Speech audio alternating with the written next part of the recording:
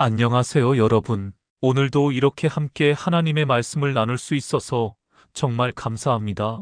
오늘 우리가 함께 나누고 싶은 주제는 좋은 인간관계를 유지하는 방법입니다.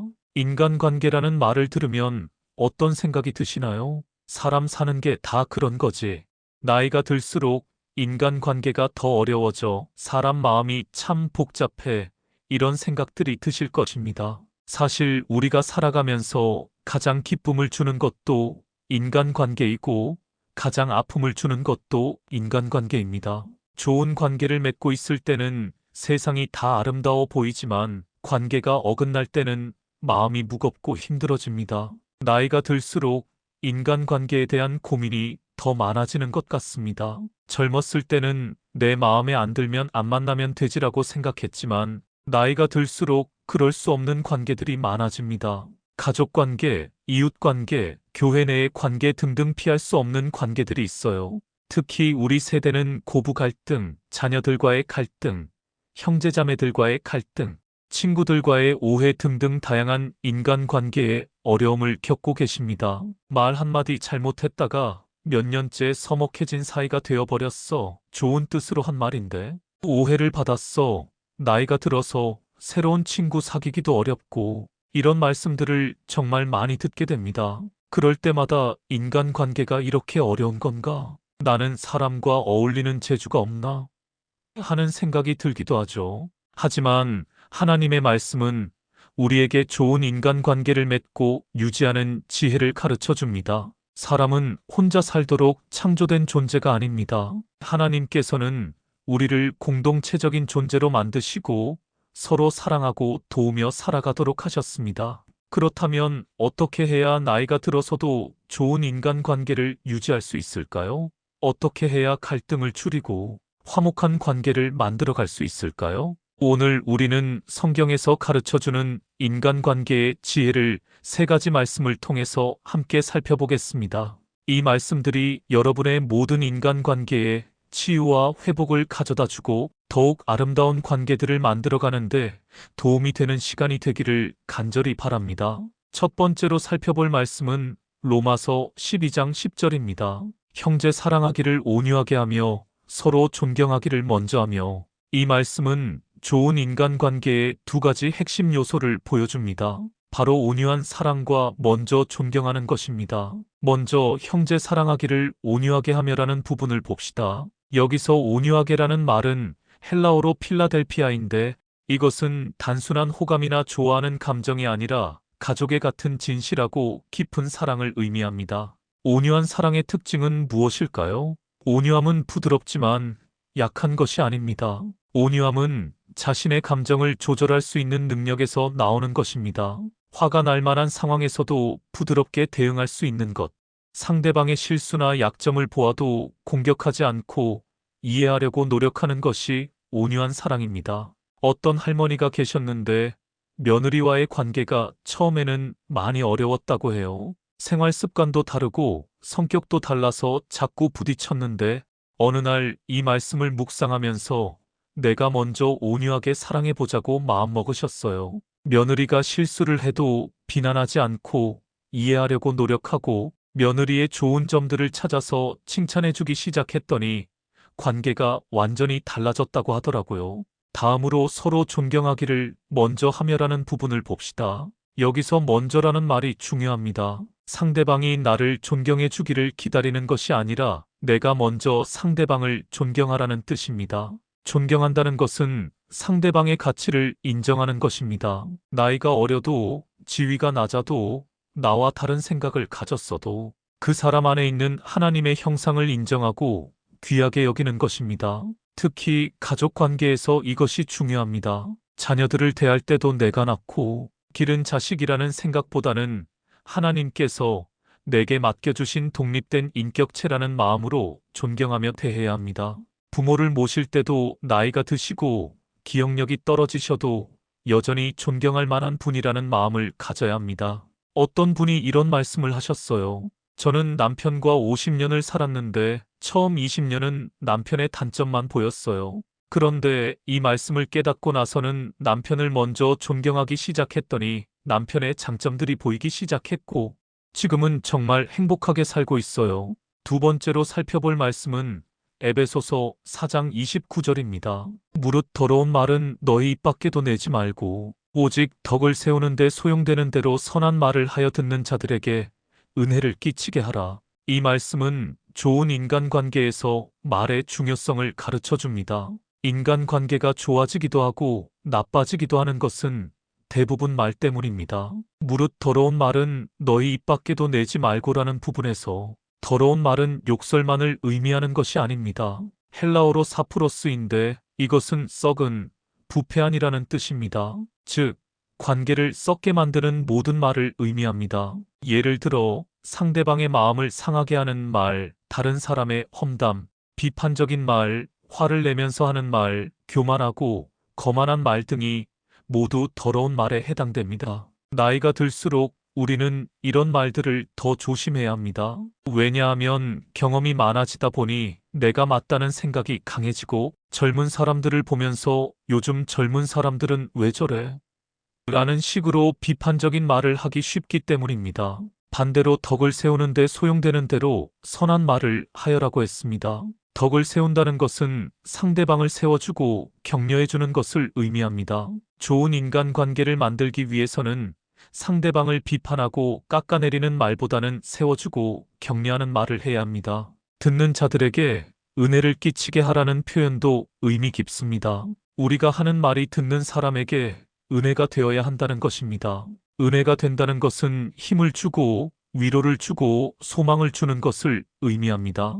어떤 할아버지가 계셨는데 손자들이 올 때마다 요즘 젊은이들은 예의가 없어. 우리 때는 안 그랬는데. 이런 말을 자주 하셨다고 해요. 그랬더니 손자들이 점점 할아버지를 만나기 싫어하더라고요. 그래서 이 말씀을 묵상하고 나서는 손자들의 좋은 점들을 찾아서 칭찬하고 격려하는 말을 하기 시작했더니 손자들이 할아버지를 더 좋아하게 되었다고 하더라고요. 말의 힘은 정말 큽니다. 한마디 말로 관계가 깨지기도 하고 한마디 말로 관계가 회복되기도 합니다. 특히 나이가 들수록 말을 더욱 조심스럽게 해야 합니다. 세 번째이자 마지막으로 살펴볼 말씀은 마태복음 7장 12절입니다. 그러므로 무엇이든지 남에게 대접을 받고자 하는 대로 너희도 남을 대접하라. 이것이 율법이요 선지자니라. 이 말씀은 흔히 황금률이라고 불리는 인간관계의 가장 기본적인 원칙입니다. 내가 받고 싶은 대접을 다른 사람에게 먼저 해주라는 것입니다. 이 원칙이 왜 그렇게 중요할까요? 대부분의 인간관계 갈등은 나는 이렇게 대접받고 싶은데 상대방이 그렇게 해주지 않는다는 데서 시작되기 때문입니다. 예를 들어 생각해 봅시다. 내가 받고 싶은 대접이 무엇인가요? 존중받고 싶습니다. 그렇다면 다른 사람을 먼저 존중해야 합니다. 이해받고 싶습니다. 그렇다면 다른 사람을 먼저 이해해야 합니다. 사랑받고 싶습니다. 그렇다면 다른 사람을 먼저 사랑해야 합니다. 인정받고 싶습니다. 그렇다면 다른 사람을 먼저 인정해야 합니다. 배려받고 싶습니다. 그렇다면 다른 사람을 먼저 배려해야 합니다. 그런데 우리는 보통 반대로 생각합니다. 상대방이 나를 먼저 존중해주면 나도 존중해주겠다. 상대방이 나를 먼저 사랑해주면 나도 사랑해주겠다. 이런 식으로 생각하죠. 하지만 이렇게 되면 서로 기다리기만 하고 아무도 먼저 시작하지 않게 됩니다. 예수님께서는 먼저 주라고 하셨습니다. 받기를 기대하지 말고 먼저 주라는 것입니다. 이것이 바로 그리스도인의 삶의 방식입니다. 특히 가족 관계에서 이 원칙이 중요합니다. 부부 관계에서도 내가 이렇게 해주는데 왜 남편 아내는 안 해주나? 라고 생각하기보다는 내가 받고 싶은 대접을 남편 아내에게 먼저 해주자고 생각해야 합니다. 자녀와의 관계에서도 마찬가지입니다. 자식이 부모를 공경해야 한다고 요구하기 전에 내가 자녀에게서 받고 싶은 존중과 사랑을 먼저 자녀에게 보여주자는 마음을 가져야 합니다. 어떤 부부가 계셨는데 결혼 40년 동안 서로 불만이 많았다고 해요. 그런데 이 말씀을 깨닫고 나서 각자 내가 받고 싶은 대접을 상대방에게 먼저 해보자고 결심했더니 관계가 놀랍게 변화되었다고 하더라고요. 이것이 율법이요 선지자니라라는 말씀은 이 원칙이 성경 전체의 핵심이라는 뜻입니다. 구약의 율법도 선지자들의 가르침도 결국은 이 원칙으로 귀결된다는 것입니다. 이제 이 세 가지 말씀을 바탕으로 좋은 인간관계를 유지하는 구체적인 방법들을 살펴보겠습니다.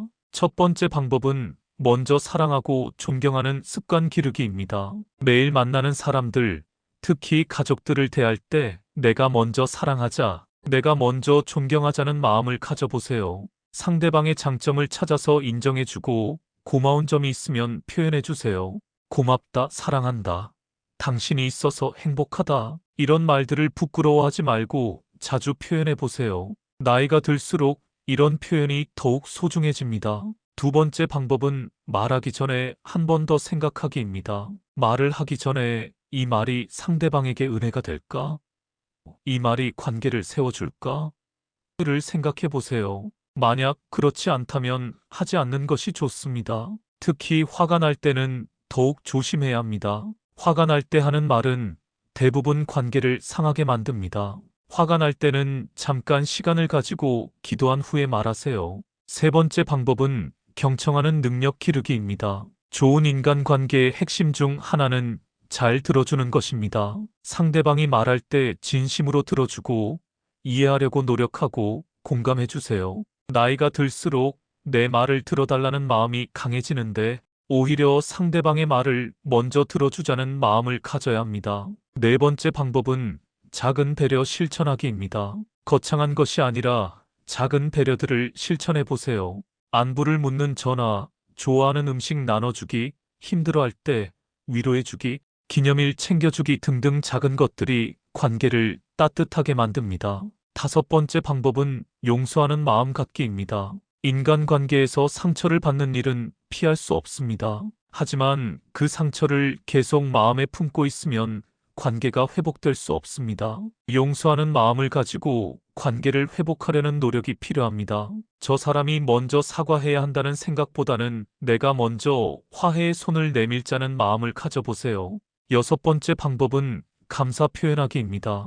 당연하다고 생각하는 것들에도 감사를 표현해 보세요. 남편이 집에 돈을 가져다 주는 것, 아내가 음식을 해주는 것, 자녀가 안부를 묻는 것, 이웃이 인사해 주는 것 등등 작은 것들에도 고맙다고 표현해 주세요.